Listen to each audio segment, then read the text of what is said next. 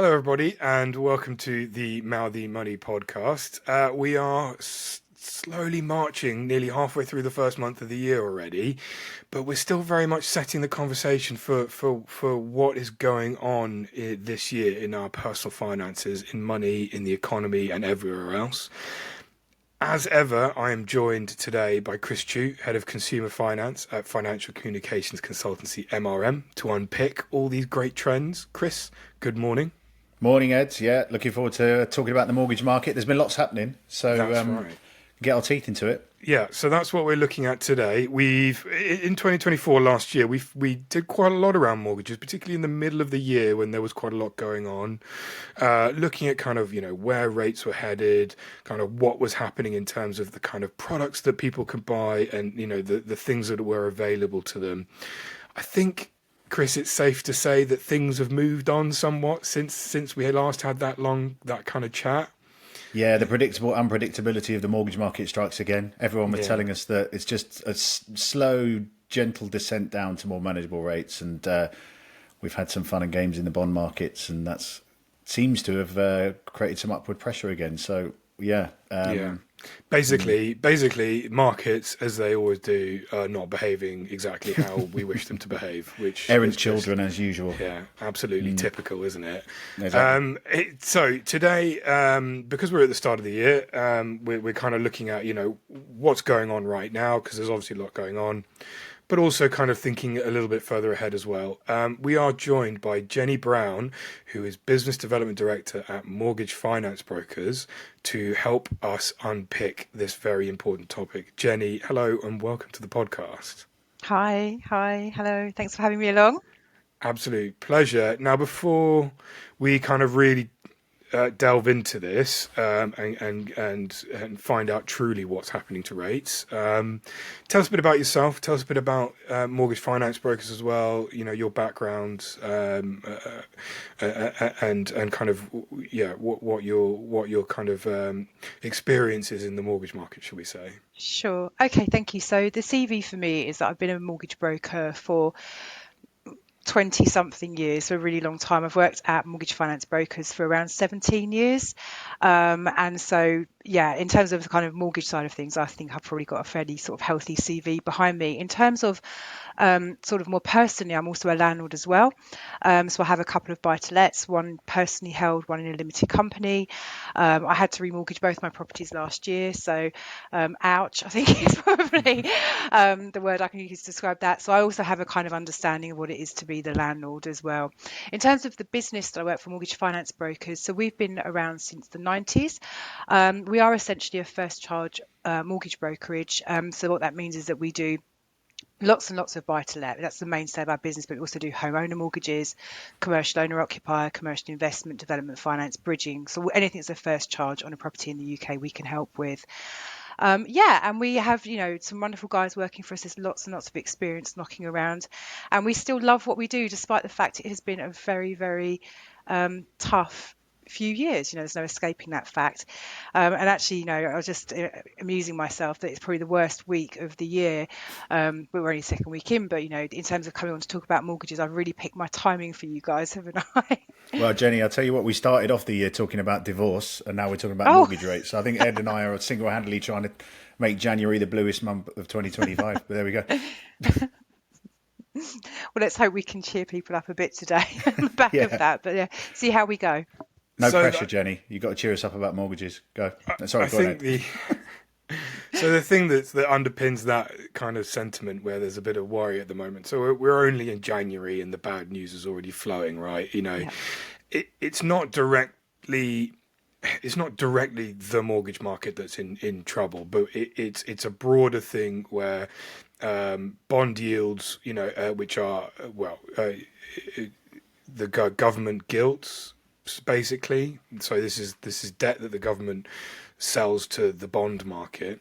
Yields are kind of soaring on that, and that is having kind of rate implications in all sorts of other areas that is bleeding out into the mortgage market. In terms of that kind of what's happening right now, Jeni, can you just explain for us a little bit how the mortgage market is reacting to some of this news and what the situation is, how it's developing in that sense? Sure. Okay, so I think probably it's worth just kind of starting with how mortgage rates are priced, because essentially lenders have, and this is kind of very, layman's terms, I suppose, but broadly speaking, lenders have two ways of accessing funds, which are then lent out as mortgage money to borrowers. So the first thing is that lenders will have what's called balance sheets, so essentially savers money. So you go and invest or save, I don't know, £1,000 with NatWest. They're going to give you interest on your £1,000. How are they getting that interest? They need to kind of be generating income from somewhere to be able to give you your interest. So they re-lend your money, your £1,000 back out. As lending, and they charge a higher interest rate. So that's kind of one way. So as we know, savings rates tend to be very much reliant on Bank of England base rate. So that in theory has been coming down, and it's expected to come down, and I'm sure we'll come on to that at some point later on today. But so that kind of mortgage money is essentially linked to savers money, and therefore, broadly speaking, base rate. However, there's another type of way that lenders raise mortgage money to lend out to people, which is kind of lesser known. It's become more kind of part of normal conversation over the last couple of years, understandably. When mortgage rates have been low for so long, we've never really had to discuss about this, very frequently. But there's something called the capital markets, where essentially financial institutions are lending each other money on a fixed rate of interest, and it can be 2 years, 3 years, 5 years, 10, 30 years. But there's an interest rate going on there, which is called a swap rate. So if a financial institution goes to the capital markets to raise money to lend to you as a mortgage borrower, they're going to be essentially paying swap rates for their money they're going to lend back out to you. So that's their cost of funds. That's the rate of interest they're being charged to borrow the money to then lend it out to you. So swap rates are actually so swap rates are used by a lot of lenders in their entirety of their lending. So lesser known lenders, so for example, people like Keystone, Precise Mortgages, the lenders who don't have a sort of savings policy, as it were, a savings presence. But then you have people like NatWest, the Coventry Building Society. These guys will be using savers money, but they will also be reliant on the capital markets as well. So their exposure to swap rates is lesser than if it was a lender who's entirely leaning on swap rates. I hope I've explained that clearly. It's not Very, Yeah, straightforward. very. very clear. So, Thank you. so what we see is that when swap rates go up, which is the thing that results on the back of bond rates and gilts going up, then essentially the cost of a lender's fund increases. The cost of their borrowing to come back out to you increases. Now, the general rule of thumb is that if a lender is taking money from the capital markets, they need to charge between 2 and 2.5% above that in terms of the rate they're lending the money back out to mortgage borrowers at, for it to be commercially worth them doing the mortgage in the first place. So let's just kind of work an example. So 5-year swap rates are about 4.1%, I think I checked this morning.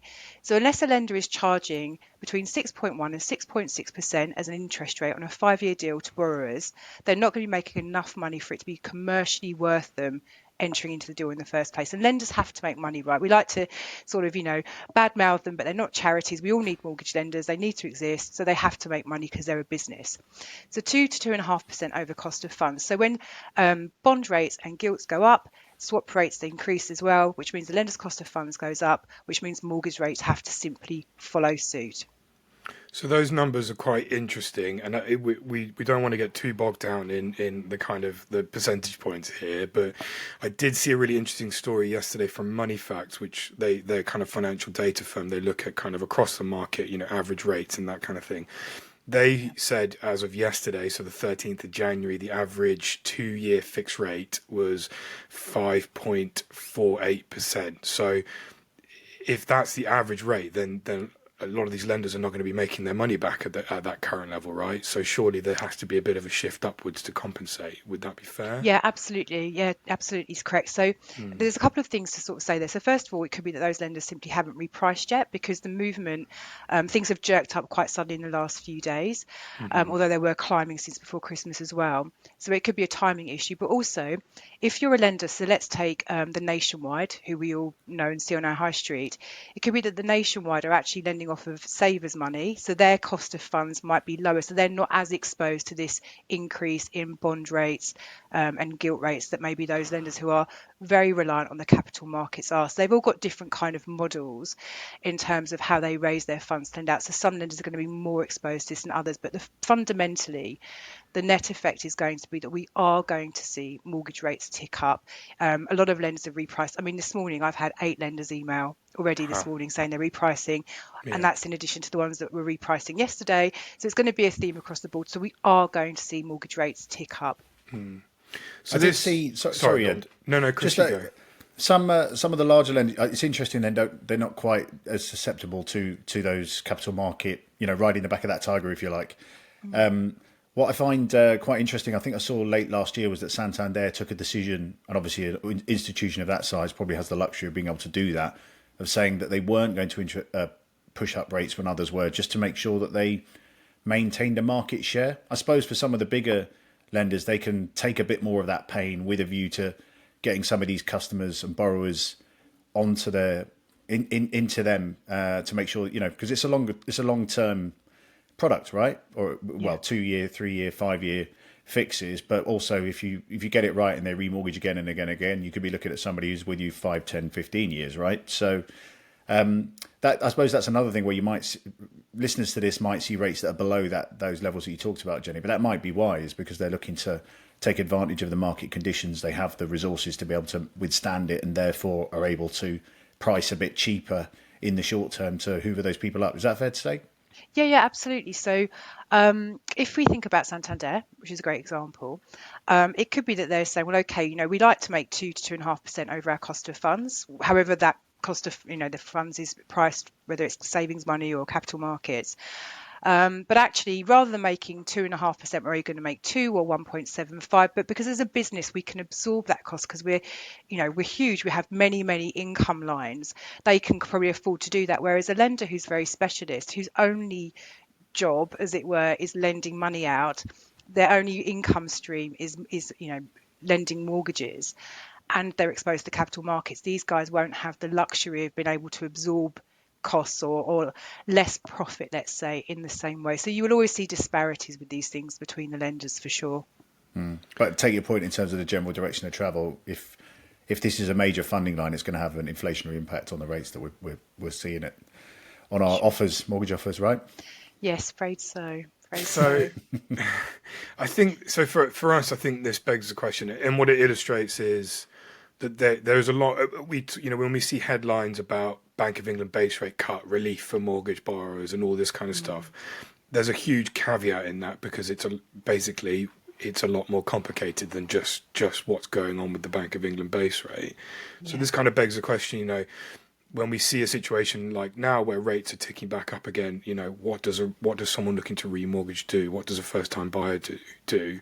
Yeah. I will say we have some personal experience on the podcast today with this in the form of Chris Tuite, who fairly recently remortgaged. Is that right, Chris? Yeah, no, it was late last year. So, well, sort of autumn last year. And to echo Jenny's point, ouch. But you went through that dance, right, of deciding, do I lock now? Do I wait and see, and then deciding what to do with. What was your thinking while you went through that? Yeah, the speculation was really interesting because obviously this is not a quick thing. You'd think about it for a while, right? And so this time last year, everybody was certain rates were going to come down, right? So I was like, well, I'll just hold on. It'll be fine. And as the year played out and the uncertainty played out, that's not how it played out. So I sort of had to make a call in the summer. I did engage a really good brokerage to go and have a look around and see what was out there in the market. But I benefited a little bit from what we talked about before with Santander, who is actually my mortgage lender, where it was they just decided at the point where it was a bit more sort of upward pressure on rates to just stay the best in market at that point. It was already, so it was kind of painless for me to kind of stick with them for I think it was a 2-year fix.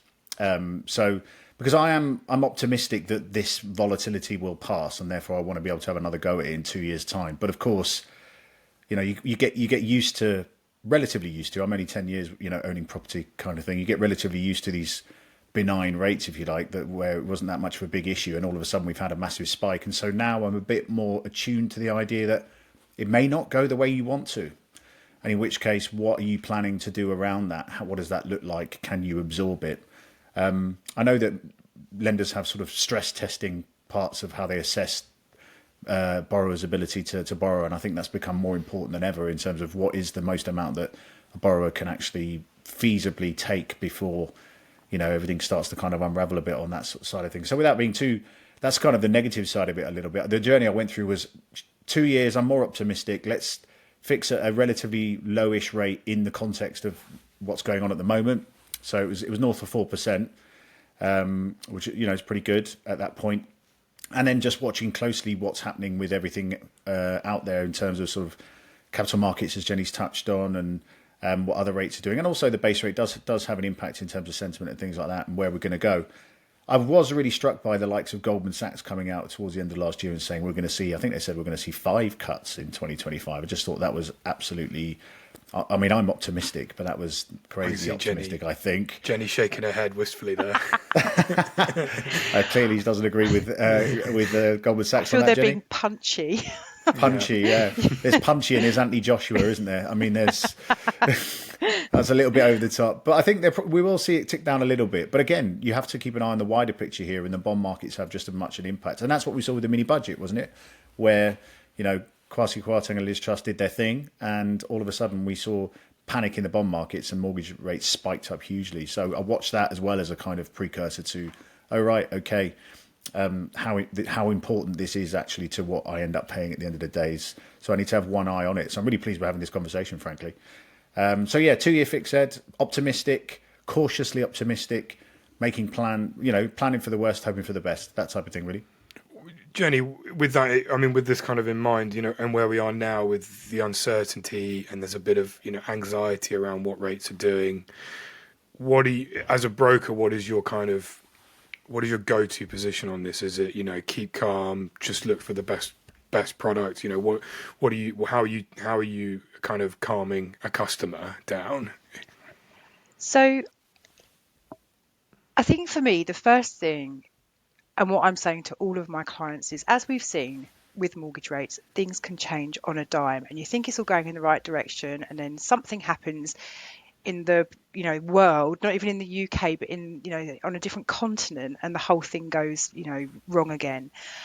So what I'm saying to my clients is, look, book a rate now. If you're going to need to remortgage in 3 months, 6 months time, apply for a rate now, and know that that is the worst case scenario for you. But if your lender that you've applied to drops their rates down at any point before completion, the lender will 95% of lenders will let you move on to the new lower rate, no problem.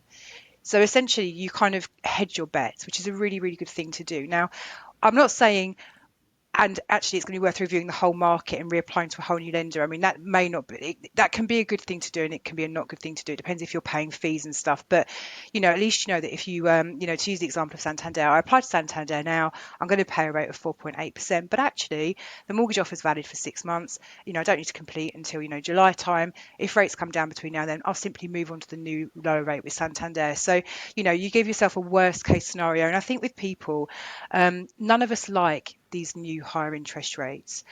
I don't think we're going to move away from them so much in the future. I think this is kind of more of I say new normal, but actually we've kind of gone back to normal. The last 10 years were just a bit of a blip, in my opinion.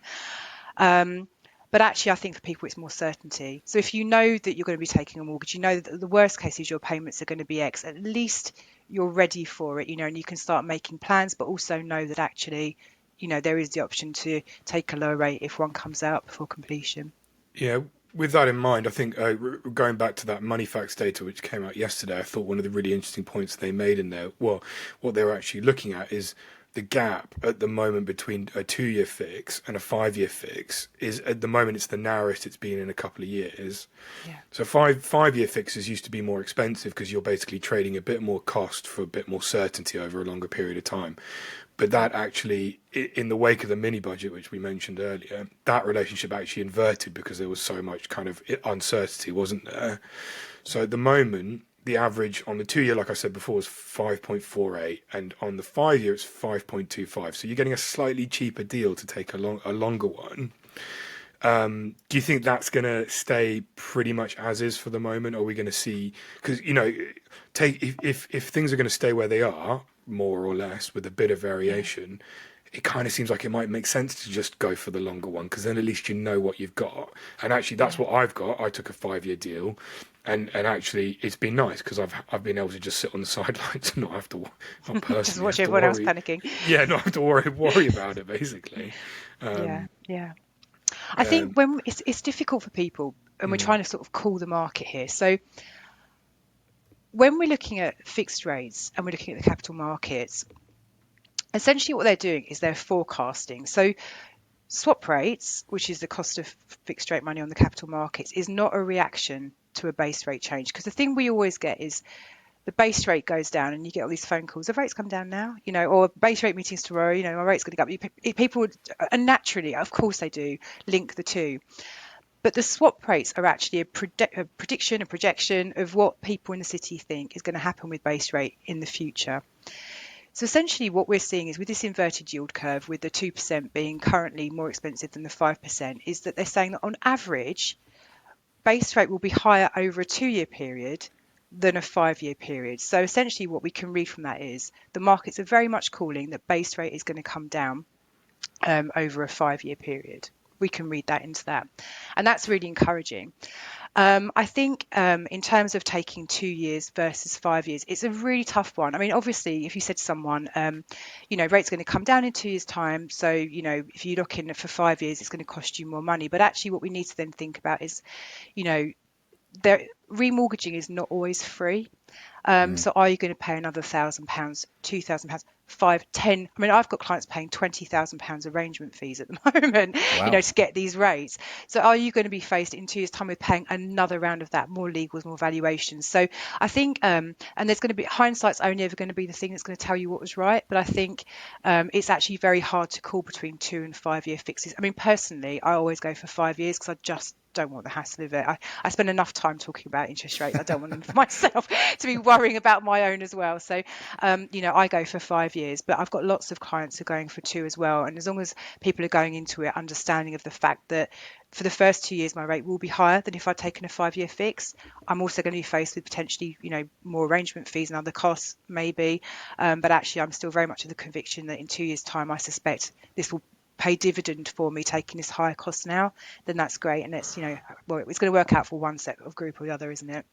Yeah, I think my senses always tingle at a certain point in the podcast. At this point, what I'll say is we're not dishing out advice today, so people need to do research. I think what's actually really important is to speak to a broker like Jeni, and they can help you come to the kind of the best decision for you, be it a 2-year or a 5-year. There is so much that plays into it, isn't there? From everything from kind of how sure you are you're going to have the same career at the same level and your income over the next 2 or 5 years. There's so much that plays into it, and a broker will help you kind of define those kind of goals and parameters in order to get the best deal possible. I think that's really important. I think going back to that kind of the gap that there is between the 2 and the 5-year, the fact that it's narrowing, to me at least, suggests that the market might start to be thinking actually maybe rates are going to kind of stay more at a similar sort of level for a longer period of time. So then there's maybe a bit of a signal in there that actually maybe the longer fix, and I'm the same as you, Jeni, I would pick the certainty over the kind of the 2-year will it won't it, and having to come back to the decision. Actually today I just renewed my home insurance, and I just had to bin off my home insurer because yet again they've put the thing up, and it's like every year I have to call the home insurer to get a new deal or to negotiate my deal back down. Actually, having to call my mortgage provider once every 5 years seems like a bit of a nicer grace period, at the very least, to not have to speak to them. But that's just me. Yeah, I'm getting a bit nervous about having done a 2-year now. Listening to you Chris. talk. I was happy with my decision until I came on here. Thanks very much. No, look, ultimately you can't predict it, right? We don't know what's going to happen. We didn't know 2 weeks ago that the bond market was going to start doing something funny at the beginning of this year.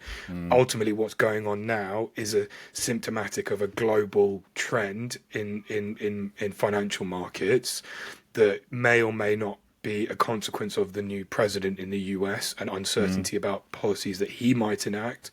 And very likely, we're talking a week away now. very likely things will settle down, things will begin to normalize again. When markets start looking rough, everybody thinks, oh my God, the markets are rough. But actually, 85% of the time, markets are there and no one's paying huge amounts of attention to them unless that's your day job kind of thing. So I think it's important not to get swept up in the panic, right? That's kind of got to be a core message there, surely. Yeah, definitely. Yeah, I think in terms of things settling down, so when we look at what's going on, and I mean, with these kinds of rates, there is so many things that go into them, isn't there? You know, there's employment, there's policy, there's inflation. It's just massive, and it feels like at the moment we're just in a kind of perfect storm situation. And the markets do tend to tend to see a knee jerk and then things settle. So I do think actually at the moment we're kind of going through the sort of peak of the knee jerk and things will calm down.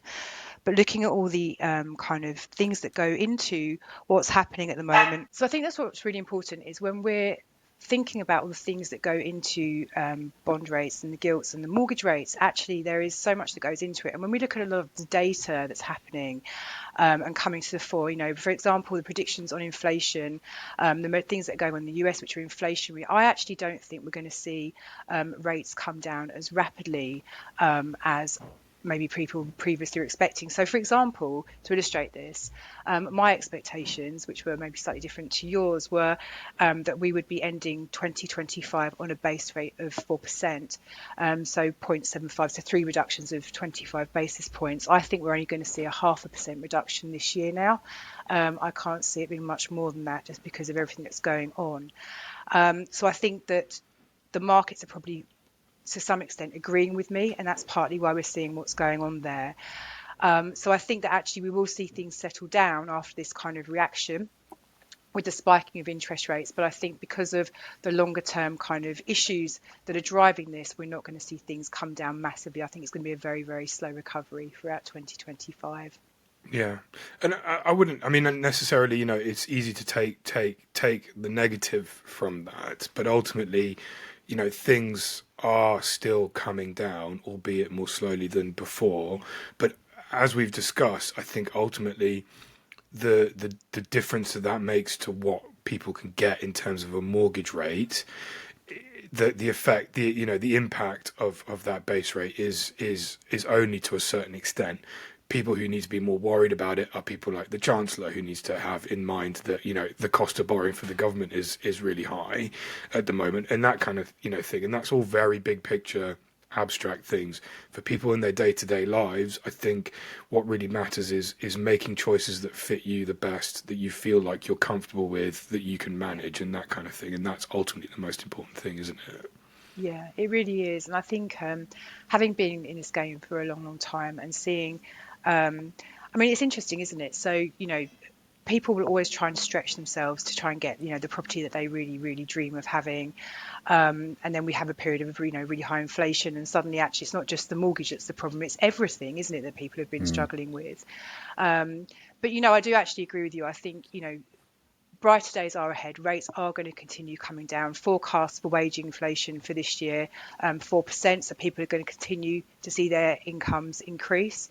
Inflation, I think, is going to be a bit higher than people originally thought, but I still think it's going to be at sort of like 3.6 by the end of this year.